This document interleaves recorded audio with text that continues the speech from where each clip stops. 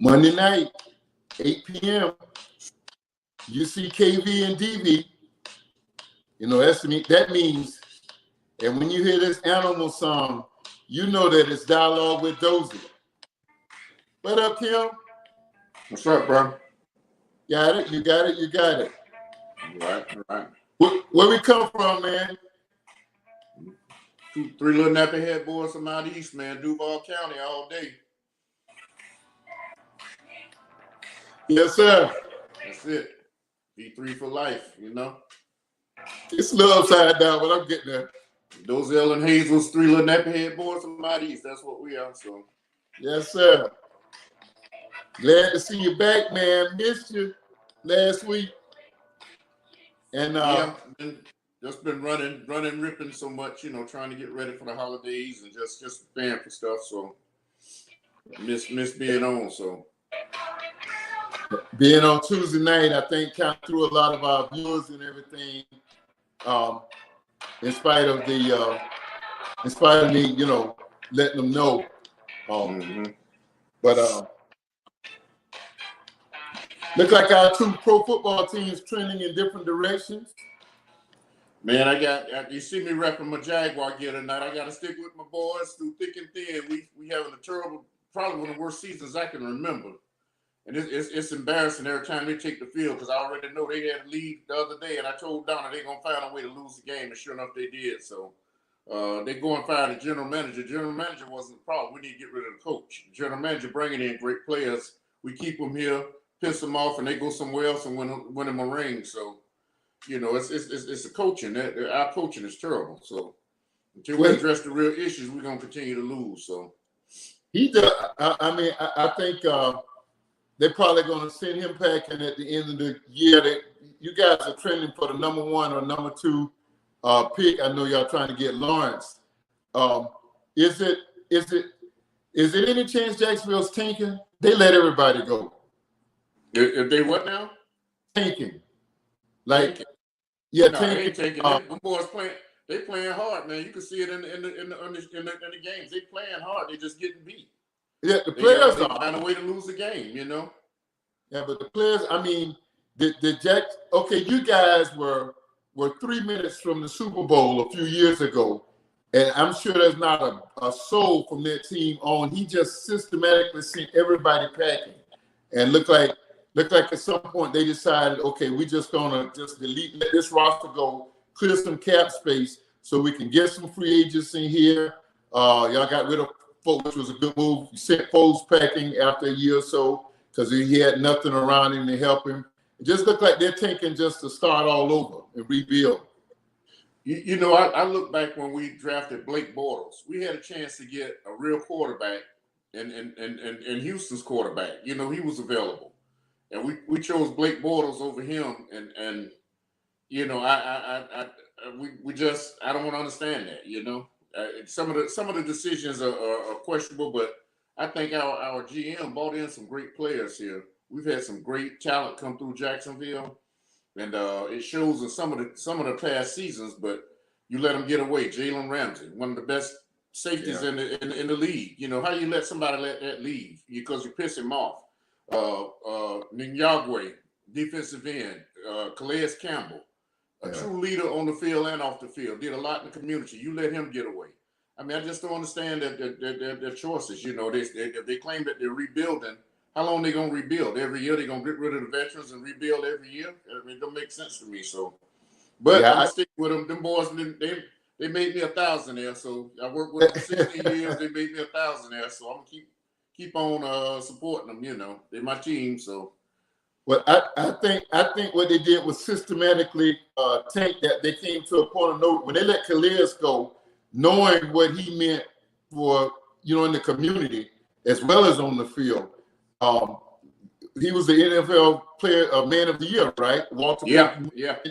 When they let him go, I was pretty much convinced that they were in the process of tanking the roster to just totally rebuild. I saw that happen down here. Nobody will ever admit it. And Flores came in last year, and he really tried to win, but they really didn't have the talent, and everybody knew it. So they call it tanking for Tua down here. So, and that's eventually what happened with his injury and everything. We were able to get him around the 5th pick. But I think they'll be back. I just think they gave up on that team too quick. I think if you're tanking your team, you don't get rid of certain people. I would kept a lead on my offense and kept a lead on my defense and build around that. You know, when you're bringing in the new guys, because if you draft them from college, those guys are coming from college. I don't care if it's Lawrence. I don't care what an outstanding player they were in college. When they come to the NFL, they still need some people around them to kind of show them the ropes. And right now, our team ain't got no leaders on it. You know, we got no leaders on our team whatsoever right now. The quarterback, we don't even have a quarterback identified yet. We got a guy played yesterday, never played his first time playing in a pro game. So, what happened to the mustache? What's his name? He went out. He went out with the injury. They brought in the second string quarterback. He played for like 3 games, and now they brought in this new guy that never played a pro game. Yesterday was his first pro game. So, you know, I mean, we don't have any identity on our team. We have a couple of receivers. Thank God for Keenan McCardle. I hope they keep him here, and I like to see Keenan get a chance at being an interim coach. That's why I like to see him go ahead and get rid of the coach we got now. Let him step up as an interim coach. I know he's never been a defensive coordinator or offensive coordinator, but hey, the man he got him a Super Bowl ring. He got experience in winning. He played under Tom Coughlin. He knows how to coach a team. The receivers show up every week. So I like to see him give him opportunity. Somebody got to do it. This coach we got now just not the answer. And they need to go ahead and do an interim coach so we can go ahead and start getting the players right, you know? I was just so shocked that they let if they let the GM go, look like they would have let the GM and the coach go at that time. Exactly. Because certainly Sean Khan, he know whatever the grand scheme, the big plan is, and certainly the GM was not doing that by himself by systematically letting that roster go. And so it just looks like to me, hi Fern. Hey Fern. Yeah, your boy's back in town tonight, Fern. Just looks like to me that I don't know what I just didn't know what to make of that move yesterday. Your voice is doing what Toy's voice was doing earlier. Okay. I don't know what's still doing that. Is it still doing it? We just need to get some experience. We got to have some experience on our roster. I mean, you look at every other team, they got players that identify the team by certain players. Jacksonville, we don't have that, you know. And I've been around working with the NFL long enough to know now that you look at teams like Pittsburgh. Those guys go there, they play there, and they retire from there. Yeah. You know, a lot of them go there and stay there and retire from there. You know, we don't have that here in Jacksonville. We never had it from the beginning. And the guys, when he's done with his 4-year contract, and they supposed to pay him more money per union and all that, they send him packing instead of paying the man the money that he deserves. You know, another team pay him and he go there and get him a Super Bowl ring. It's probably 10 or 12 players that left Jacksonville, went that same year and got a Super Bowl ring. And that's Keenan McCardle's one of Mark Burnell, Paul Spicer. I can go on down the line naming players, you know? Yeah, so, I think they did that with Ramsey because they realized that Ramsey was going to, what he was going to demand. They were not part of their grand scheme because they had started letting that roster go at that point. And I think at that point they probably decided, well, we're not going to be able to pay him, so let's just get him out of here. They got Ramsey left. Nothing for him. Ramsey wanted the money thing. He left because he got a tour with Tom Coughlin, and he said he didn't want to play for Jacksonville no more because he didn't want to play. He didn't want to play for that anybody who talked to him like that. So that's why Ramsey left. And I'm a Tom Coughlin fan, but I'm just saying that's why Ramsey left. He made it known why he left. He didn't leave because of money. They would have paid Ramsey. The Shad Khan actually said if he would stay, that he would pay him. But at that point, he didn't want to stay here in Jacksonville. He wanted to leave, so he left. You know. Yeah, they trade him. I don't think they got. Well, you can't get a value of a Ramsey, but they got picks. So I just think that was part of their overall grand scheme. You know, at that point, to say let's just right after that. In fact, I was up there when they let Calais go. I traded him. I said, yeah, they're just straight tanking now. Let this team go. I know you know I'm about this chop, and you about that. Yeah. So I'm a Gator fan too. I cheer for all the Florida teams, but You know, it's UM, Florida, then Florida State. So, you know, that's my pecking order. Yeah, you and I just reversed at the top. That former all-girls school over there in Tallahassee will always be the bottom of our choices. But look like we're both headed to, I don't know, you guys not going to go to the ACC championship game because it'll be Clemson and Notre Dame, I guess. So we probably going to go to Bama, and I'm a Gator fan, but we have no defense, and Bama is a juggernaut this year. They tough on both sides. So I don't see us emerging going to the championship round after that. So I'm kind of thinking that it may end up being the Orange Bowl. Orange Bowl may be Florida and Miami. That would really be a good one. That would be a good game. Yeah, that would be a good game. It's just a shame you can't pack that Orange Bowl. I mean, what is it? What is it? Hard Rock Stadium now. It's a shame it can't be packed because of the pandemic. Well, listen, the night we got listen, this is just, he's a gem. I guess you say, well, you say that every week.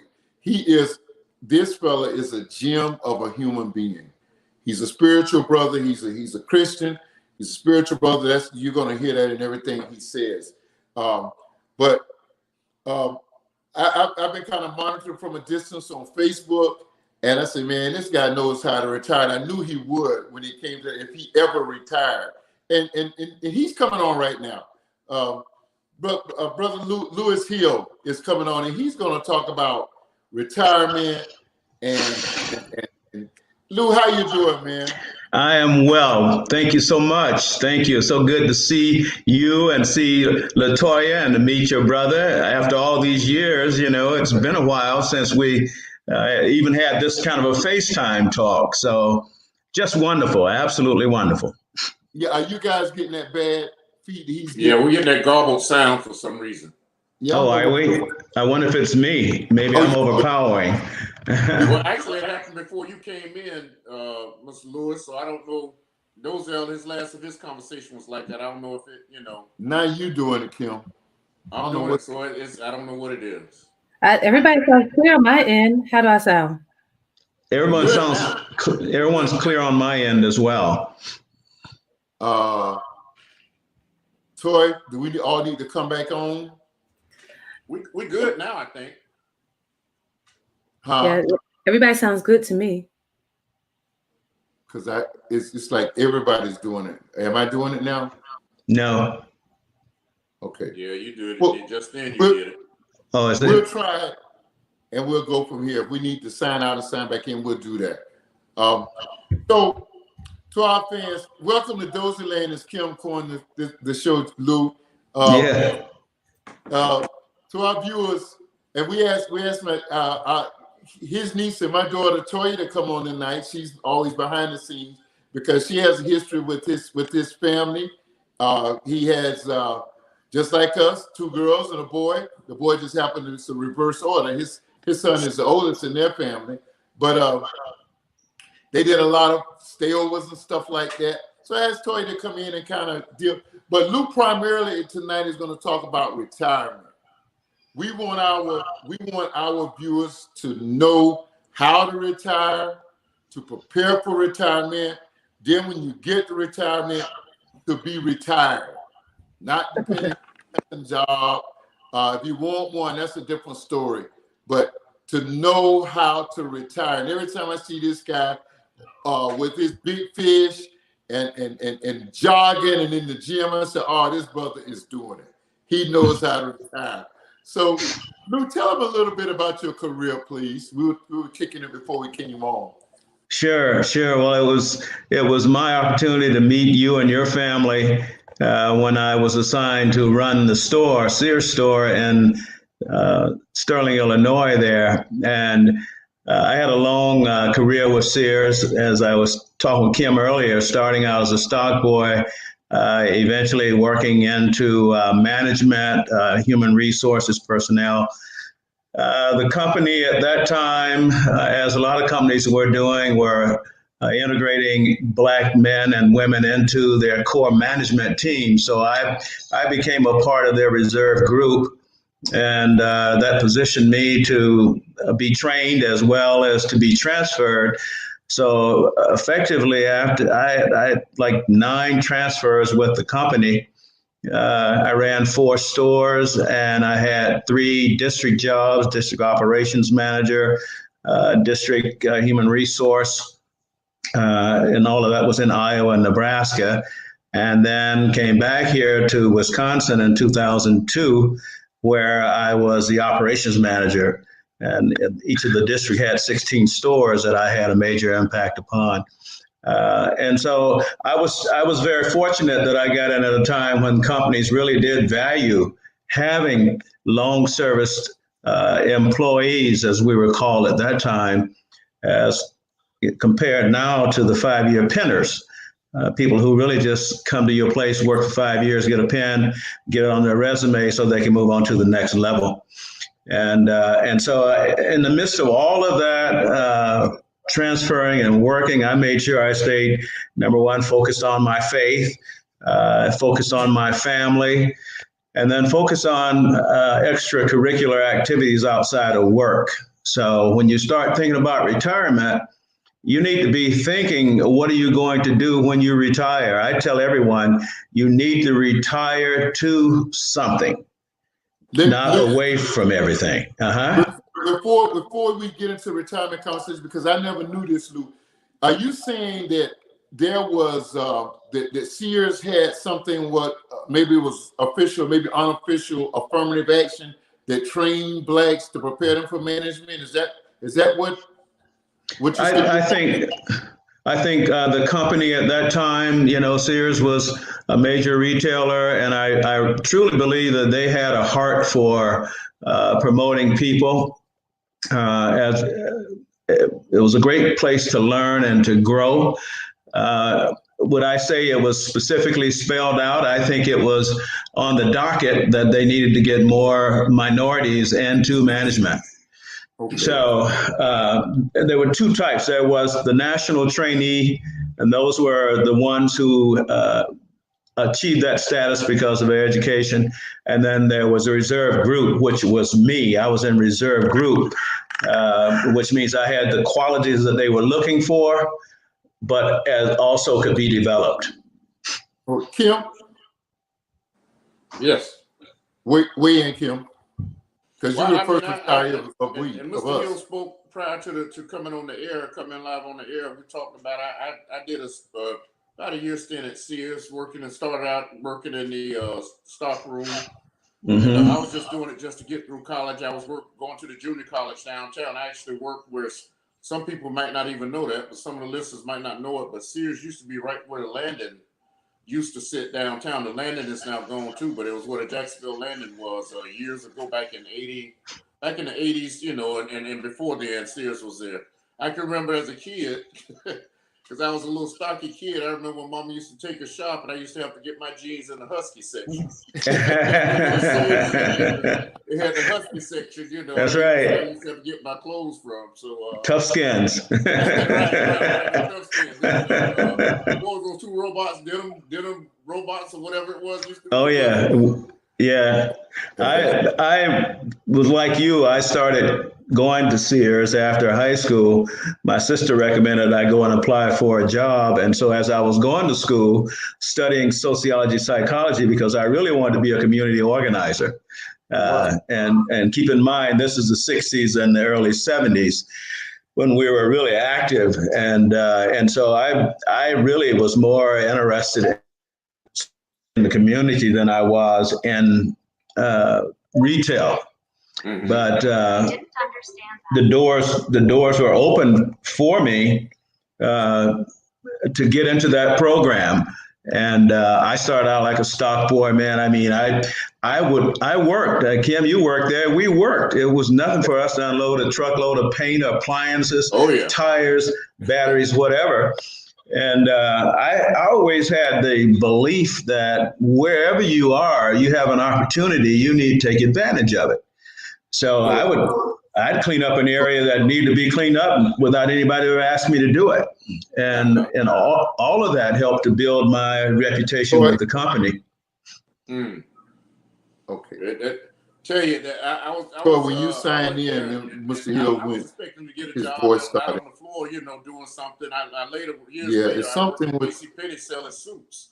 But now when I Kim was is at doing. Sears and they gave me that position, I mean, I took pride in it. Anytime, any job I've Go ever ahead. held, I've always taken pride in it. So I was in the stock room and I was working. It wasn't like you said, Mr. Hill. It was work. We didn't. It's We didn't work. go there and have do anything. We actually worked, and I took pride in it. And it helped build my character and it helped me make me who I was. So Oh yeah, I give a lot of credit to Sears for its allowing me to do what I have done in my life. And I remember people would always say to me, "Are you still working?" I said, "Yes, I'm still working. I worked up until age 65."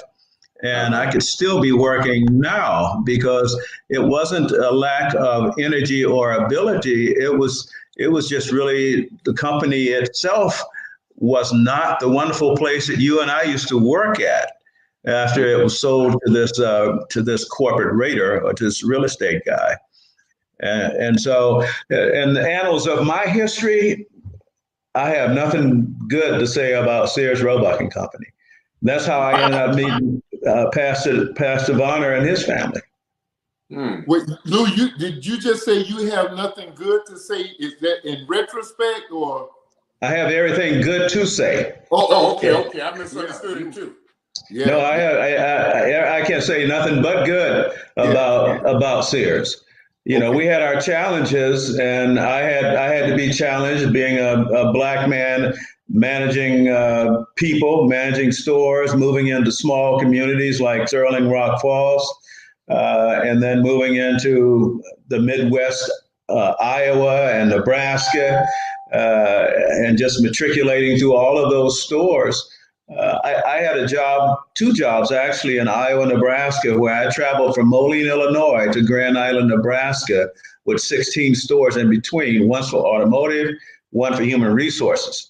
So I was always out and away from us and out in the hinterland. It was 750 miles from Moline, Illinois to Grand Island, Nebraska. Wow. So Lou, I guess I want to ask you, how does it feel to see what the Walmarts and the Amazons have done to landmarks like Penny's and Sears and Maycoins? I mean, as a lifelong employee from there, how does that? I mean, what does that? The one of the saddest things for me is to walk up into Lowe's and see just tremendous line of Craftsman tools, which was a hallmark of Sears. Right. And it's a function of the life of the economy. You either adapt and grow with the new economy or you go away. And our company still had a very old model. It was a very good model when it was working, but they failed to keep up with the big box merchant, and we start allowing product lines to leave our stores and trying to focus on being all things to all people. In other words, we continued on with the apparel business, which was not our strong suit, when we should have just been hardware, appliances, home electronics, automotive, mattresses, and maybe even furniture. We would have been a much stronger company, and I think we would have had a little bit more lasting power. I remember specifically when Best Buy came in, I was an operations manager at Southridge store in Des Moines, Iowa. The salespeople would say, okay, so you go over to Sears, they'll tell you all about how the product works, and you come back and buy it from us at a lower price. See, I remember when Brand Central, you were in fact in Sterling when Brand Central, which was the introduction of other products outside of the Sears line. Is that? Yes. You gobbled, Dozell. Okay. Yeah, it was. And Brand Central really, when I got there, Dozell, that little store, they had left it about 70% remodeled. And so the Brand Central department was incomplete. I had to come in and redo all of that. And it was my first store. And that's when Brand Central was put in place. That's when we did start selling other brands of appliances and expanded home electronics outside of the Sears brand.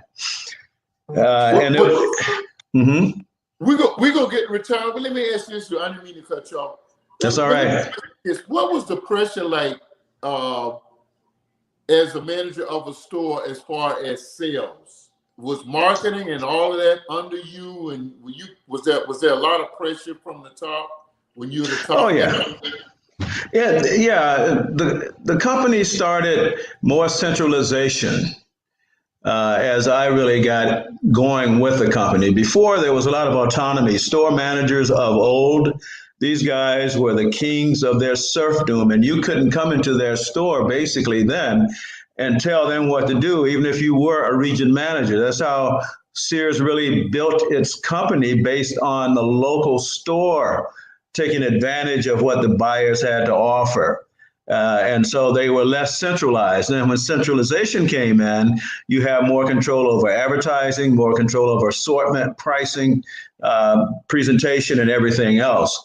So centralization did make a huge change as it relates to how, we're doing our business. Well, thank you for sharing so much about your career. We were getting ready. And by the way, I don't know if we said it, Lew Hill's from Detroit. And so, and I'm learning all of this stuff from him tonight about a desire to be a community organizer and all of that. That's only natural because of all the stuff that was going on in the 60s. And Detroit certainly was, let me just say, it was a chocolate city, basically. And it was a hot pen for social activism and so forth. So I never knew that about you, Lew, but that's awesome. You were just about to talk about retirement. Kim was the first of we three. You still do the V3. The Varners had have three sons, and he's the first, and I followed him. But I feel like I'm the real first, because he retired and worked other jobs. Everybody was trying to grab him, and he couldn't say no. So he just retired. Okay. No, well, that's great. And when I retired in 2013, it was kind of a combination of the company made such drastic changes, and my numbers were not showing as well. And so I invited myself out before the company did. But retirement is wonderful if you plan your retirement. Now, please say that again. It's wonderful if you plan your retirement. Retirement is something that should not just happen, because I say you need to retire to something. Now, that something is for you as an individual.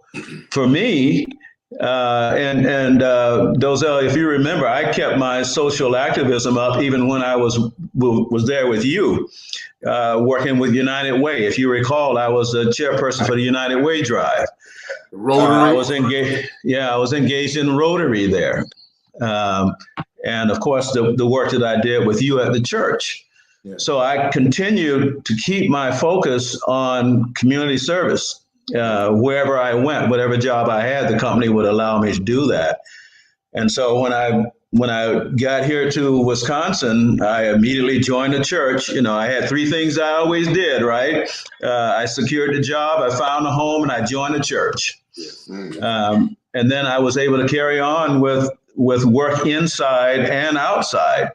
So I planned when I was going to retire that I was going to continue on with a level of dedicated service to the community. And I did that.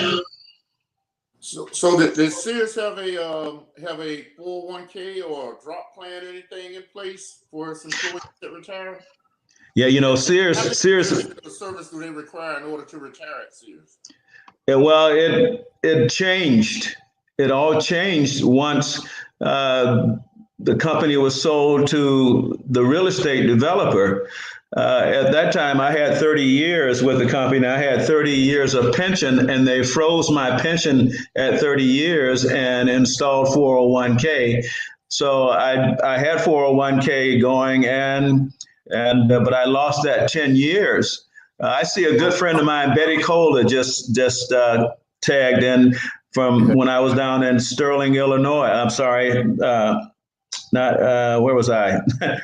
I was down in Southern Illinois there. But anyway, and so to my chagrin, when the new guy came in, they basically froze my pension. So I lost another 14 years of pension, and they also froze and eliminated retirement medical in all of that. So yeah, I couldn't get any retirement medical or anything else, but I worked until I was 65, so I could go right on into Medicare. And plus, my wife was still working. So there was no kind of legal recourse you could have taken? No, because of the new owner. Toy, where you at, Toy? I was in Carbondale, Illinois. I couldn't think for a minute. If you saw Betty Cole come in, Betty was a good friend of ours in Carbondale, Illinois, which was my first transfer, Pastor. I went from Detroit, Michigan to Southern Illinois. So I went from the frozen to the hot, one fell swoop.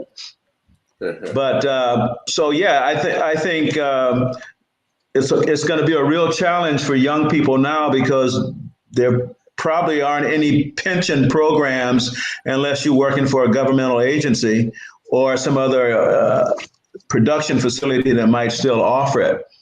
So building enough wealth to be able to retire. Thank you, Betty, and to really continue on with the life that you enjoyed while you were working can be a real challenge. People don't stay with companies as long as they used to, and companies don't usually want you to stay because they are interested in turnover and lowering the salary and the cost to operate their businesses. And now we have such a mixed bag now with this COVID-19 and with the shutdown of so many businesses. It's really going to be real challenging for someone if you don't plan well. Now, a part of my plan, Pastor, was, and I still call you Pastor, so that's okay online here, was to when I retired, was to get my expenses down to what my income was. So I say to everybody, work on getting out of debt. Yeah. And we as a people, as a race, we spend a lot more of our income on disposable items. We don't save enough. Yeah. We don't plan enough. We're not in the stock market. It says about 67% of those persons making $50,000 or more a year will be in the stock market. But that's a small portion of the African American community. So you need to plan that, and you need to put a pencil to it. I just believe that I said the one thing I wanted to do was to be out of debt when I retired. And I did, and I am. I even don't have a mortgage right now. I'm going to get one again. But part of that house cleaning was to get out of debt and to really learn how to manage and live on what I have. And we live well. I mean, my wife is still working. Julia is still going, man. Dr. Hill is still on it. We talked about that. She said she sees her way out too, though. I think. I think so. But now aside, the financial piece can really be tough. For me, the one thing is moving so many times. I didn't build up the equity in a property that someone like yourself will have because you've been there for a while. Yeah. The last house that we bought was a big house, a brand new house that was being built in Milwaukee. And it was in an upscale neighborhood. more or less, and it had an upscale price tag to it. But what happened, we bought it in 2008. Oh, yeah. You remember 2008? That was a great fallout. Right. Everybody was losing. Right. People were losing their homes. They were losing jobs, and the property value for what I paid for that house, it started dropping like a rock. And then they took and they reduced residency so that you could live in any of the suburban areas around Milwaukee. You didn't have to live in Milwaukee proper. And so the folks that would buy a house in my price range could move anywhere else. Meanwhile, taxes are still up, property value is going down. Right. So we made the decision after living in that house for about 8 years, and with the blessings of having Michelle and all her kids there with us too. I'll tell you that story privately. But we went from 3 of us to 7 of us overnight in that house. So if you're looking at retirement, your financial piece needs to be there, but it's not all about the money. It's also about maintaining yourself physically, mentally, and spiritually. Yes, yes. Toya, when? 1 second. Maintaining yourself mentally, physically, and spiritually, correct? Yes, I call it MSP, and I developed that.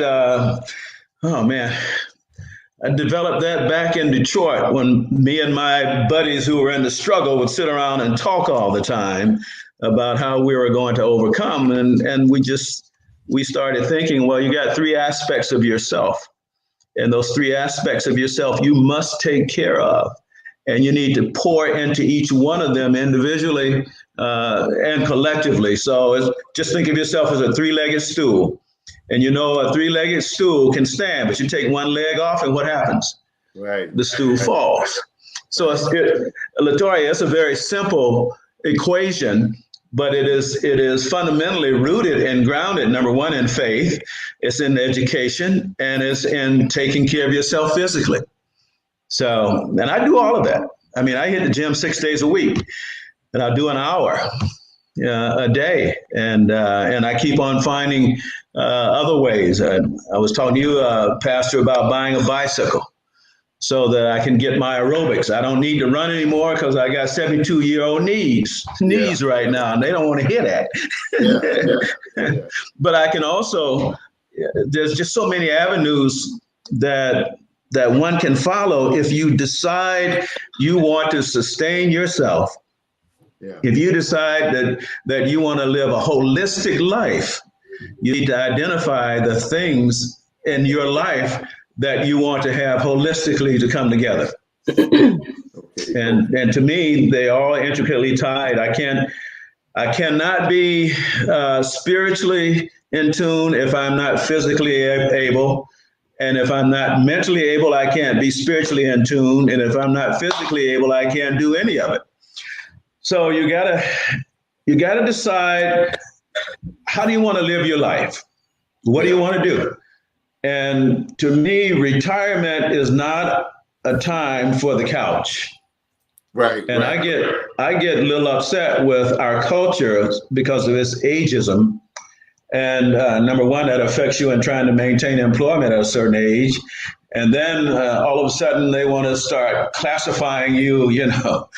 Somebody said, Lew, you have any pre-existing conditions? I said, yeah, I'm old. I'm old, but I don't have any physical issues. I don't have, excuse me 1 minute here. Okay. Hey, Kim, you I want to really get in about your retirement, because you retired at a real. I mean, I heard you call my name. You were real young when you retired. Anything you're saying is garbled. Can y'all hear me, Toya? I can. It's garbled. Okay. I think it's a connection. I'm missing out on 75% of all the conversation tonight. For some reason, it's all garbled. I've gone out twice and come back in, but I'm missing out on it, a lot of the conversation for some reason. Is it still garbled? I can text. What's the question you had, Dad? I can send it to him because I'm not here. If y'all can hear me, I can't understand what y'all are saying. What was your question about retirement, Dad? I'm not getting it. Okay, I don't know what's going on. It's garbled now. I can hear. Can you hear me, Lew? Yes, I can hear everybody. Me too. Perfectly fine. Okay. All right. Now it's getting okay. Kim, you retired. You mind sharing with us what year how old you were when you retired? I'm not getting that. Okay. Okay. Can you hear me, Kim? I can hear you. I can hear you guys talking, but it's garbled. I can't understand it. It's scrambled. Will you ask him that, Toya? I just did. Okay. You get that note, Kim? I can hear that. I hear you now. I can understand you now. And okay. I don't know if it's mine. I've gone out twice, tried to come back in. I can hear bits and pieces of Mr. Lewis when he was speaking, and Mr. Hill when he was speaking. I heard bits and pieces of it, but it was going in and out. So I've been trying to sit here and not cause any distractions from it, you know. Sorry about that. We all it's coming and going. I don't know what's causing. Kim, how old were you when you retired? If you don't mind sharing. I was 47 years old when I retired. Goodness of life. And Mr. Hill, I don't know if you're aware. I'm a retired police officer. I retired from the sheriff's office here in Jacksonville. We have we have a 20-year retirement plan, and then you can do 5 years in a drop plan. If you're familiar with a drop plan, we do 5 years in a drop, so you can retire after 25 years. I ended up retiring at 26 years because I was working for the NFL, and they wanted to hire me and make me a security rep. I was working for the Jaguars, actually.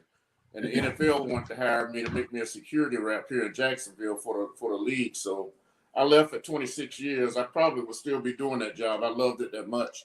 But that's you know, I retired at 40. Was fortunate enough to retire at 47 years old. And after retiring, I was gone for 2 months. And the Police Athletic League called me. They were starting up a mentorship program because I love working with kids. And they called me up and they said, hey, man, I know you just left. You only been gone 2 months, but we have a grant for a mentorship program. We need a coordinator. Your name keeps coming up for the position. And I went and ran that for 2 years. And I just, like Dozell said earlier, I've been working ever since then. If something else will come along, my heart is working with people in the streets. You know, gang members and people that's we got a lot of kids dying in the streets here in Jacksonville. And that's where my heart is. So I left there and went to work, you know, different organizations that deal with that. An organization called Cure Violence was started out of Chicago, where a bunch of convicted felons walk the streets trying to convince the other people on the streets to put down the weapon, stop killing each other. Their thing is, we don't care what else you're doing, we don't care nothing about your hustling or whatever, just stop killing each other. I worked that for about a year, almost a year, a couple of months short of a year, and went back to work at the Police Athletic League. Went to work at the Public Defender's Office in the Homicide Division as an investigator and a mitigator. And now I'm working for an organization called Dedication to Community, which we travel the country teaching diversity to different police agencies because of climate right now. So I agree with what you said. The part that I can hear, I agree with what you said about you need to retire to something, because right now I feel like I'm retired because I travel doing that job, and if I'm not traveling, I'm just home sitting around. And I tell you, it gets boring. Yeah. Well, you're bored, Kim? I mean, I get up, and me and my wife, we went and ran the bridges today. I mean, I try and stay active. But hey, Phyllis. But I try and stay active. But you're right, you need to retire to something. If not, especially in the profession that I retired from. yes. Statistics show that after 5 years, you know, we usually check out of here because we're used to being on the road so much, and then all of a sudden all that comes to an end, and our systems just shut down on us. So, fortunately, I survived. You know, 11 years after being retired. I left in 2010, so I'm coming up on 11 years. So, but hey, but I agree with what you said. You got to retire to something. Have something planned to do and all that. I'm not really, I'm not in the place I want to be financially, but I'm not hurting financially. But I just, as far as being bored and having something to do, I think it's very important. So. Well, first of all, let me thank you for your level of service, man. I mean, what you just laid out is tremendous because you were involved at the very basic level of the human experience. And as one who is a law enforcement officer, man, for all that you put in, thank God that you made it on through there. and that you are still giving back. I have a good friend of mine here who retired from the Milwaukee County Sheriff's Department, and he works for a company where they actively go in and train police officers, and they train prison workers, college campus police, anyone that really is dealing with law enforcement. He goes in and he's extremely good at it. I can get you that information. They kind of go nationwide, and they travel. He travels a lot, at least pre-COVID, he did. And escalation, de-escalation training, and all of those things that you are so familiar with is what he's continuing to do. Mm-hmm. But there's a great need for you, particularly. Thank you for being out and working with children. And working with the former, persons who have been in trouble. So, yeah, I understand what you're saying, and I decided that I was going to continue on with my level of service to the community. Mm-hmm. So I helped in the neighborhood where I was talking about, where I own the house. We started a neighborhood improvement district through the city, which allowed our community to become a taxing agency, so we could tax the members of the households there and use those funds to work on improving the community. Now, it's a city government program that allows you to do that, and so I continue to do that. At my church, I'm still heavily involved in that, teaching. But I also started a seniors ministry because we didn't have one, and we had an aging congregation.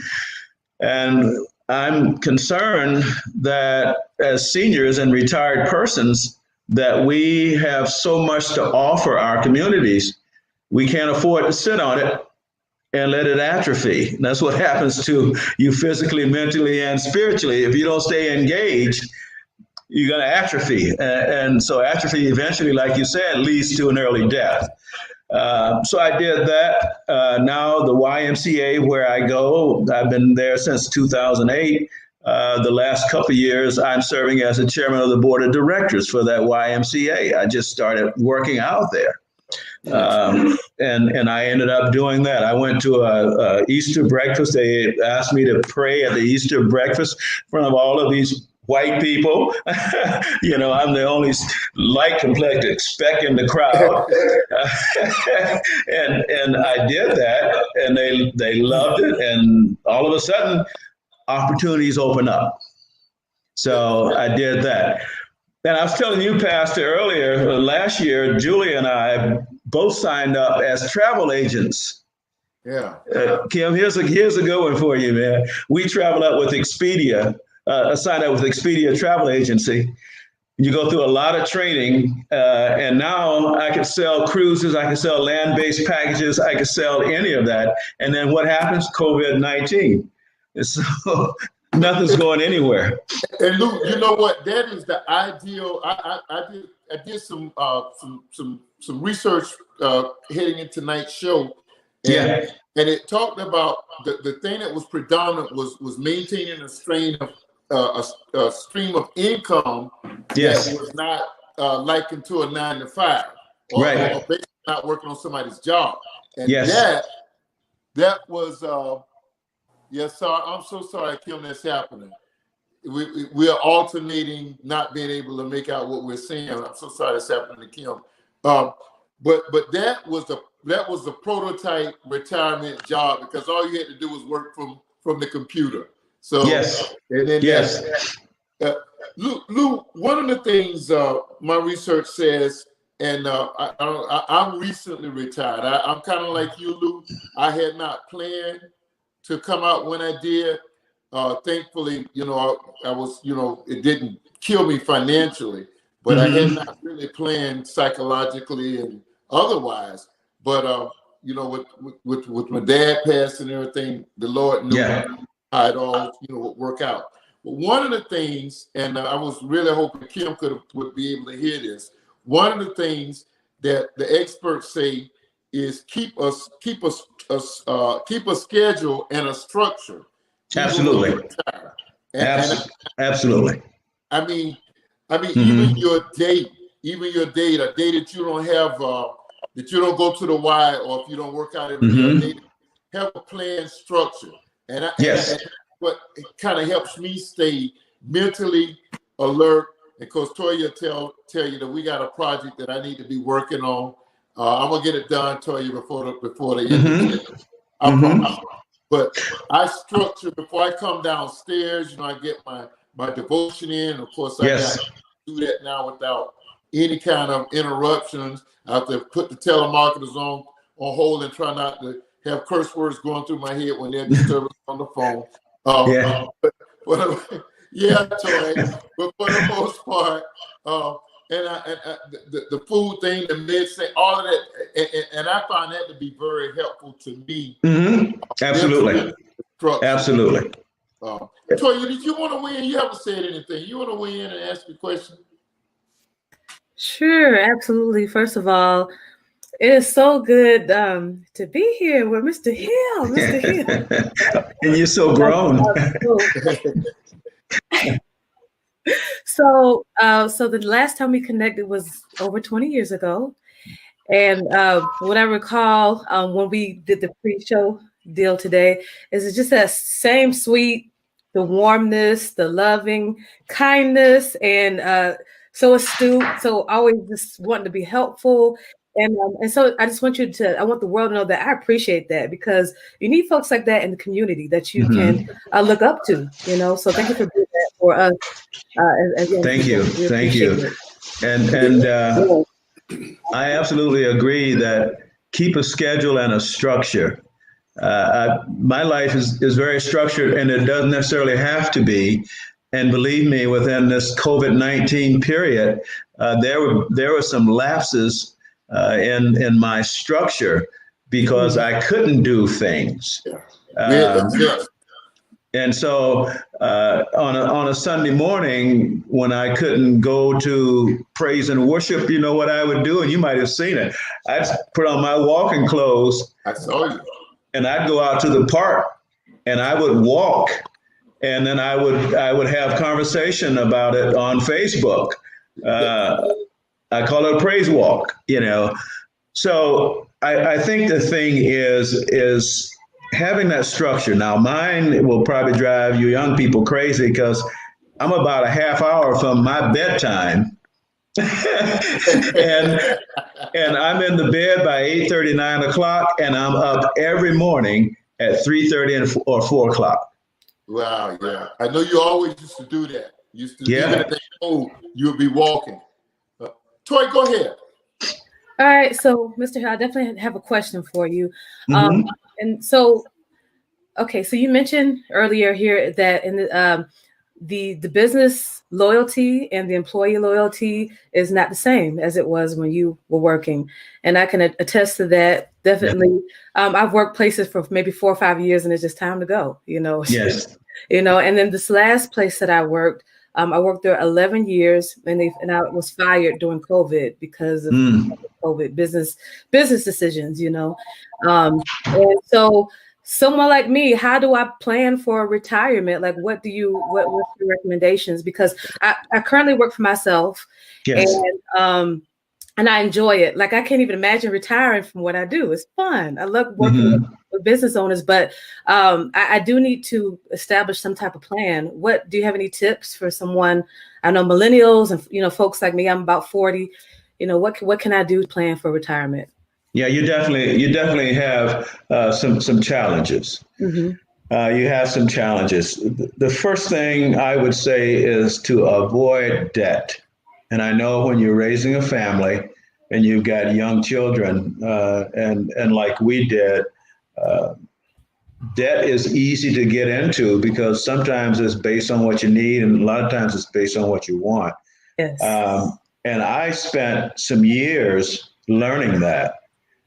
For one thing, my company made it relatively easy for me to do that. Here's Julia. There she is. Hi. How's everybody? It's so good to see you. You too. Bless you. Look how grown she is. Oh, I know. Beautiful young lady. Oh, were you in a duet? We are going to Yeah. sing a duet? Is that what was going to happen? What's that? We are going to sing a duet this evening? Oh, My, duet. We've been singing a duet for close to 50 years now. Amen. Yeah. Amen. September of next year, we will have been married 50 years. What a Oh, man, blessing. congratulations. Wow, that's awesome. Yeah. Kim Varner. Yes, sir. But I didn't answer her question. So, Oh, Yes, I'm sorry. please continue. yeah. So, a lot of the young people are coming out with debt, from school and all of that. Our son really listened to us about debt, and to this day, Lew doesn't have any nagging debt, Awesome. and he's done real well. Now, of course, he's also an engineer, computer engineer, PhD, and he's working for NASA now. I don't know if I told you that. And so he's doing extremely well. But he also avoided the pitfalls of being in debt. Yeah. So for you now, you've got your business plan, and you're enjoying what you're doing. Look for other revenue streams that can go alongside that. That's right. That's what the travel agency has potential for Julia and I, but we got into it not necessarily for income, but to learn about travel so that we can travel and we can earn free cruises. We had a free cruise set up. But it's not a big revenue generator because you're normally booking months out. You're young enough that you could get into it now, and you could be booking, and you don't have to work a 40-hour week doing it. You could be booking cruises from where you are. You're in cruise heaven, and working in that industry aside your job. And I know you got children and everything else, but it's something that you can do at home. And we have our LLC. We have to pay for our web page. It's $15 a month. Company provides that. They provide you all the training. This is with Expedia. Nice. Cruise Center. So go ahead and check that out. Yeah. But then, you've got a lot of time that you can still work. And that's the other thing. Don't be guided by conventional wisdom that says at a certain age you need to be doing this or doing that, or you need to stop doing this or stop doing that. That's what the experts say. That's just that's what the experts would say. I don't see myself as 72 years of age. Yeah. I see myself as 72 years of experience that I can use to benefit myself and to benefit others. And so 72 years of age. How many people thought they'd never make it to 72 years of age? Well, I'm looking at 92 years of age before I'll probably sit down in the rocking chair. Good stuff. Listen, we running into our deadline. Kim, you want to say anything? We'll ask Mrs. Hill to weigh in. I know you've been out a lot. Go ahead, Kim. Well, first of all, I want to tell Mr. Hill, I appreciate his service, his line of service that he's doing, working at the Y and the different things that you've done after you've retired. I appreciate your information as far as the what you've just said. The toy. A lot of the conversation tonight, unfortunately for me, has been scrambled for some reason. I've missed out on a lot of it, but I was able to hear the advice you just gave, Toy, and I think that's awesome advice. It's very good advice. You don't look 72, bro. I can tell you that. Bless you, man. When you said that earlier about he's you still got doing like 72-year-old knees, I was saying to myself, "Dear, you don't look 72 at all." So Thank you. You're doing what you're doing. Well, I have this beautiful woman here. This is Dr. Julia Hill, and she is also an author. She's written a book. She continues to work because she absolutely loves what it is she does. But her and I, 50 years coming up, we want to be in a position to do what we want to do. Amen. And so here's a crazy statement. I downsize so that we could upsize. Oh, wow. I like that. Okay. So in other words, I said I'm gonna have to steal that one from you. Yeah, well, you can. It's free, brother. But sometimes you get tied to what community says you should have and what you should be, and a lot of that is tied to a house or it's tied to a position. And so sometimes you get all the weight of that on top of you, which is nothing but debt generating. And if you don't control that, then all of a sudden it's going to be all on top of you, and you're going to find yourself in a position where you can't expand. So we downsized, got out of a huge house into a 2-bedroom apartment as a temporary step to where we want to go next. But now we are free of the burden of having to try to sell a house if we want to go do whatever we want to do. And and eventually we're going to do that. So she'll tell me what I'm doing when she's ready to let me know.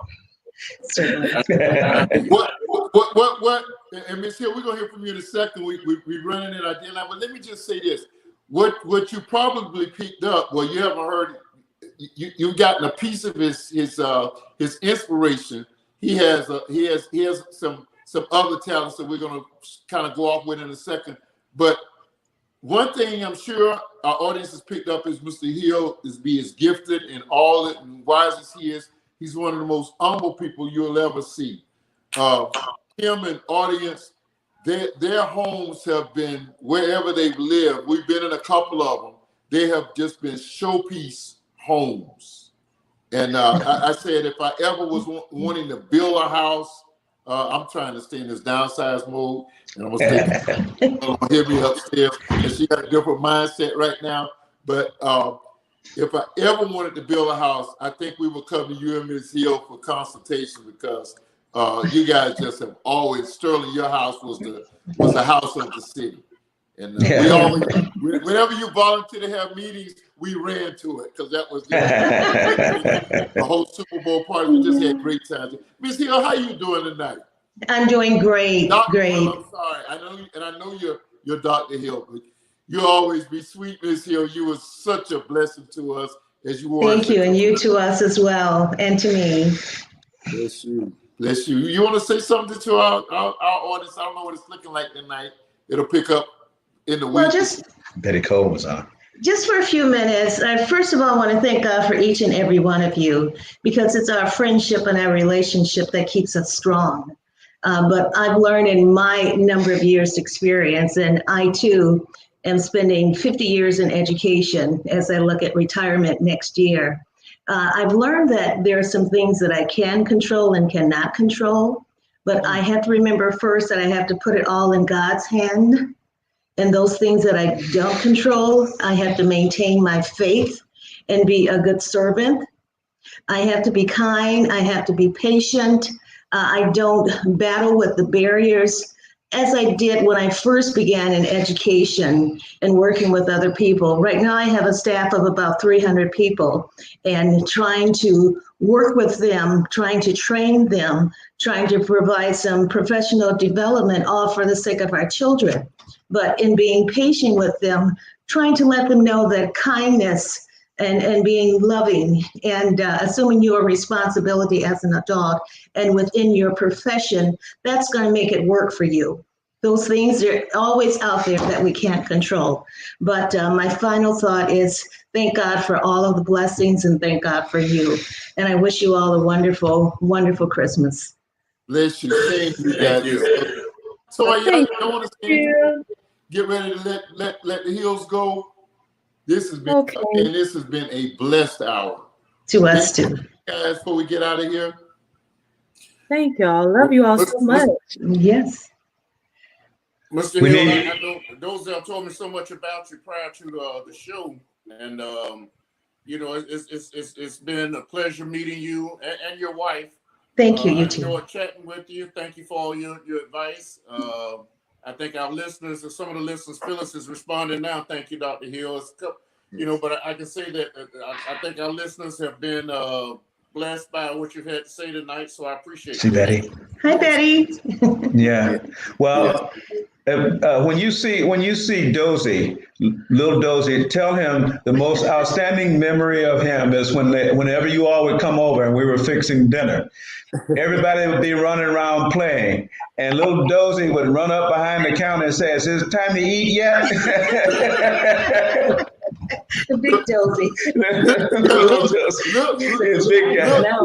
Little Dozell is big Dozell now. He played He played football for FAMU, and he turned out to be a massive fellow. And he's doing real great in the real estate. I mean, he's doing superb in the real estate area. So that's great. God bless. That's great. Well, you tell him hello and your wife hello. To everyone. And Latoya, Kimberly. And Kimberly, and the children. Kim, we can talk, man, anytime you want, brother. We don't have to wait for this medium to happen. And hi, sweetie. I just believe that you are blessed to be a blessing to others. Amen. Thank you, sir. Thank you. Amen. I appreciate your 72 years of wisdom. I'm going to continue to do what I do. I walk the streets now, and I'm going to continue to walk the streets and keep trying to, make a difference. And I appreciate all you've done. So, yes, appreciate you, man. Yes, and you too, Pastor Varner, for all those years we got together. We arrived in Sterling at the same time, both of us with young families at the time. I was a little older than you, still am. And it was kind of like it was meant for us to come together to do what we did for the 4 years that we were together in Sterling, Illinois. It'll always be a hallmark. I think you just said it was what God divinely ordained it, because we were sharing before we came on that for our listeners, for our viewers, in Sterling, it's like twin cities. Well, not Rock Falls and Sterling, but Dixon, Illinois, is like 11 miles away. That was a former president's hometown. I'm not going to even call his name. But